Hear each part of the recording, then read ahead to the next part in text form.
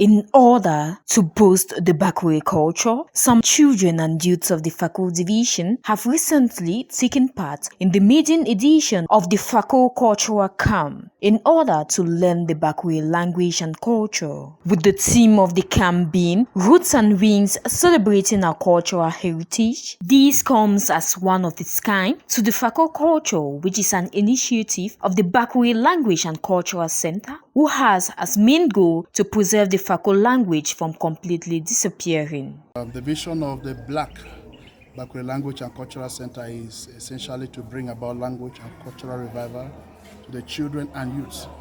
And this cultural camp, the motivation behind it is to bring about revival and restoration of our culture amongst the little ones by bringing about literacy, teaching of the language and the culture. You've seen today we've had various aspects of the culture. We've had folklore, we have had literacy, we have had the learning of the dance steps, and in the other editions we are going to have other things that are going to help our children to come out of cultural and language illiteracy. So, and I was among, and it was said that the United Nations said in 50 years the Mokwe language will go extinct, and we are seeing it.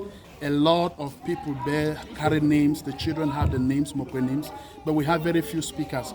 People can even dance the culture, but they cannot express themselves through communication. This camp, which saw a variety of agricultural activities being displayed, from testing the children's intelligence on the event's purpose to language classes, cultural dances, and folklore. The camp was also graced with the presence of some FAKO artists who do not only perform and add more vibes to the camp, but also help in drilling the children on the different aspects of the Bakwe culture, as they derive pleasure and satisfaction from inculcating the traditions on the children. It's paramount. It means I cut across, I call them rubrics, like dance, like music. But what I like most is the folklore. Yes, I feel in three different forms. During, I realize that the children are focused, they are attentive, and they are trying to capture.